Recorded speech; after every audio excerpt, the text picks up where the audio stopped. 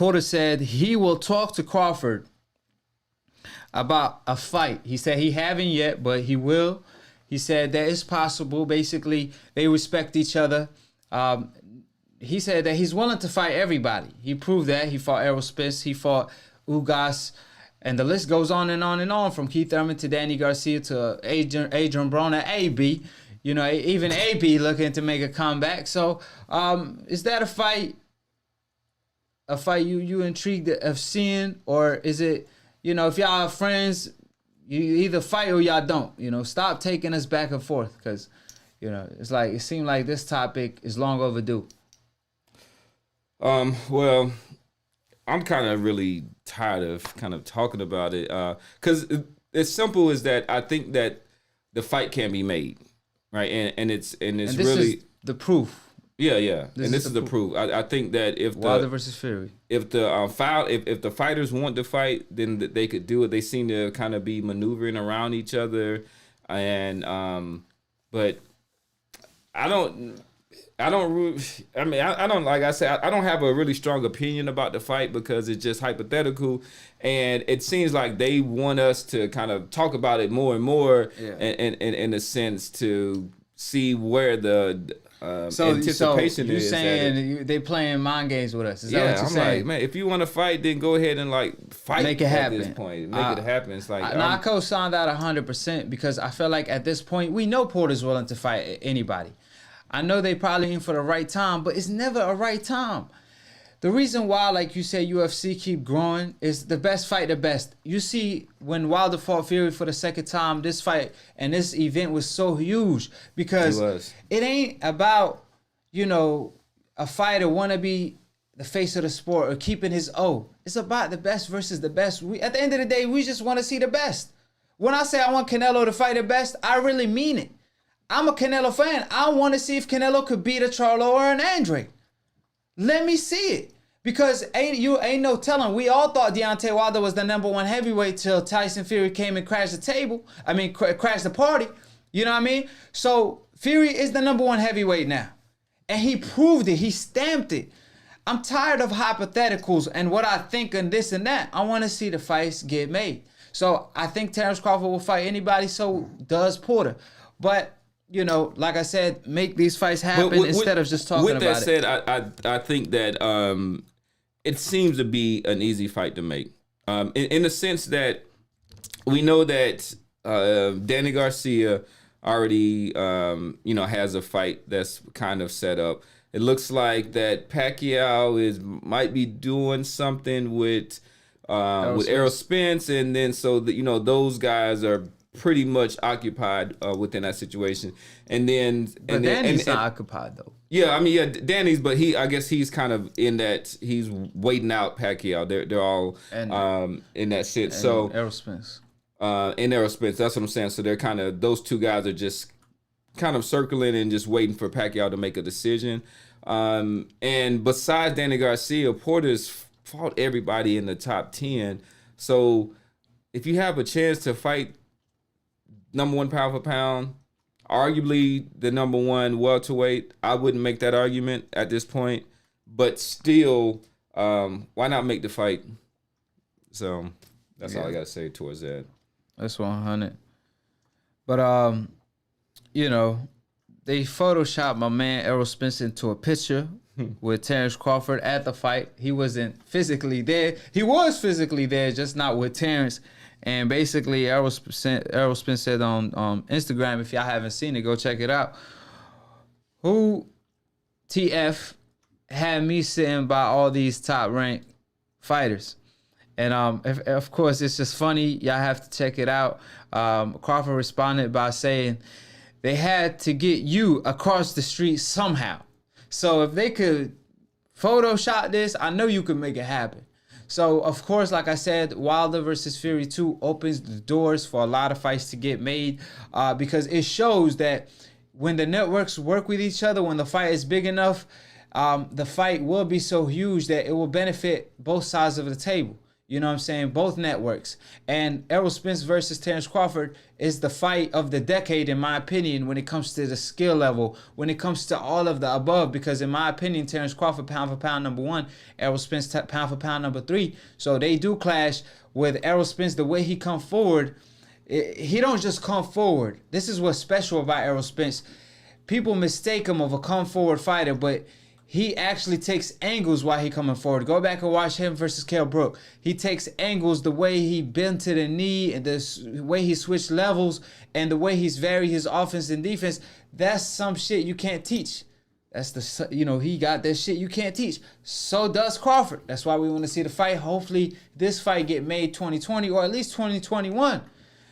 And one thing for sure, they at least talking to each other. They calling each other out. It ain't like where Canelo is just not talking or calling out Charlo or Andre. So what you think about that fight? And is that fight the fight of the decade, or is it Tyson Fury versus AJ?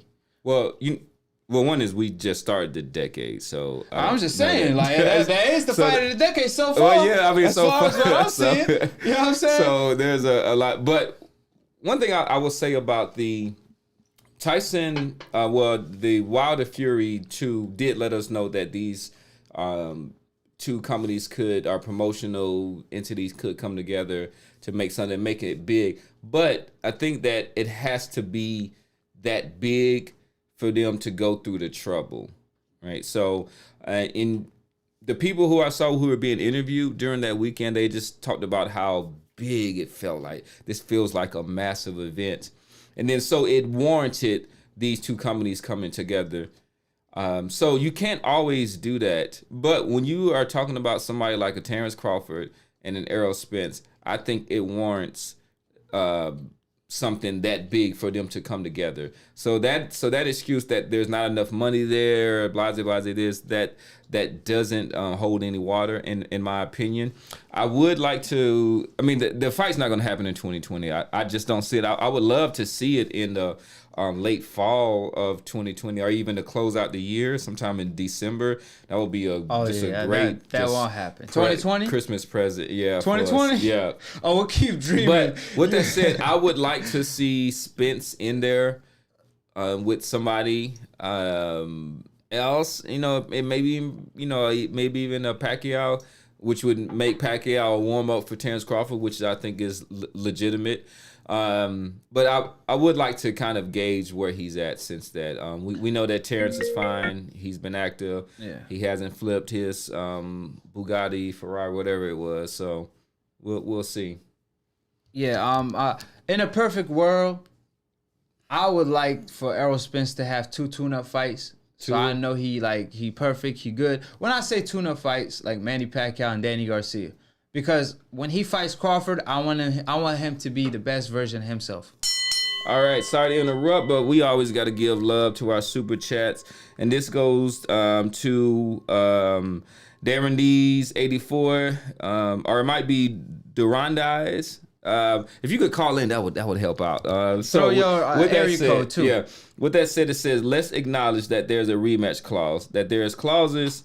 That these clauses are pretty much made for KOs. Wilder was drunk after that ear shot. He was. There is a rematch clause, but I'm not so much worried about how Wilder will recover from the physical punishment that he takes. I think that psychologically, he was damaged after this fight. To me, I thought it was he thoroughly got outboxed, as my man Jose said earlier, and then he got stopped. He got outboxed and then he got whooped. He got plain out. Wilder has all the confidence in the world, and one thing, when you that confident, like I remember Prince Nassim Hamed, how confident he was. When you do take an L, it's like you thought you could never be defeated. You thought you was invincible, and like it was a wake up call. Some people can't get up from that. Some people can. I think Wilder has enough confidence to get up from that, because just like Manny Pacquiao, after he got knocked out by Marquez, which was in a worse of fashion, he got up. He got slugged. In his next fight and next couple fights, like nothing happened. You know, he beat Timothy Bradley, the same guy that beat Marquez. So it all depends on the fighter. Some fighters never return the same. Some fighters do. I feel like Wilder is one of the fighters that actually can return the same. Did he drop his area code?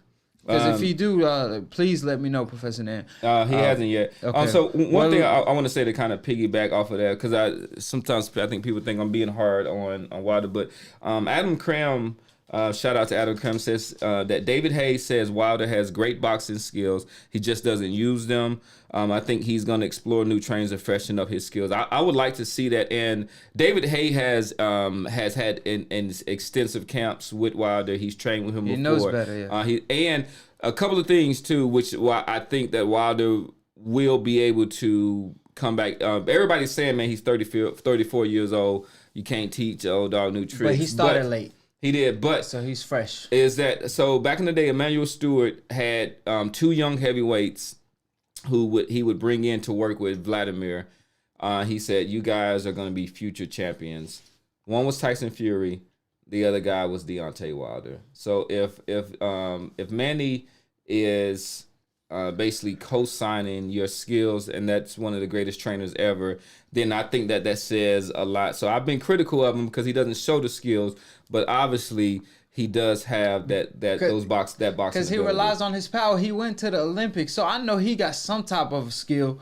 But the problem with Wilder, like I think with the Tyson Fury rematch, for example, like I told you earlier, as soon as Fury came forward, that really threw Wilder off, and it kind of had Wilder panicking a little bit. I think, in my opinion, it's just Wilder was not prepared for that. He really thought Fury was capping, and when Fury was coming forward, and Fury did such a great job coming forward, you know, he was not making silly mistakes. And then once he lands a punch or two, he will come in the inside, bully Wilder in the inside, leaning on him. So that's hard to deal with, especially after you busted your eardrum and your ears started bleeding. But on to the next round. Can you hit a bell, Professor Yes, Nim? sir. Layla Ali, the daughter of the greatest Muhammad Ali. She basically went on ESPN promoting Wilder versus Fury, and she touched on Clarissa Shields. She said if the money is right, she come back. She basically touched on a topic we already touched on, and she said it has to be more than one thing. It has to be it's personal. It has to be personal. I think it's already personal. I don't think it's gonna get more personal than this. I think she also said. What she said too. It She has said to be a good fighter. I had to be inspired. Inspired. So that three. means like, so basically, I thought it was a two thing. So the inspired, she was saying, is that basically has to be somebody who has, you know, who is worthy of my challenge and doing that. Clarissa Shields. And and then they asked her, it was just like, does she inspire you with her skills and stuff? And our accomplishment, she was like, absolutely. And what else she added after that? It has to be the purse. The money got to be. It has to be the purse. So the money, I made a video on this. It went viral. I broke the situation down, so I'm not going to repeat a lot of the points I already made. So she asked for $5 to $10 million. I told you that's low. They could offer her that tomorrow. You know. Now, according to Clarissa Shield, they already offered her $5. However, she said there's $10 million for the winner. If she could beat me, right? That sounds dope. First of all, I love Layla Ali, but I also love Clarissa Shields. I appreciate everybody for tuning in.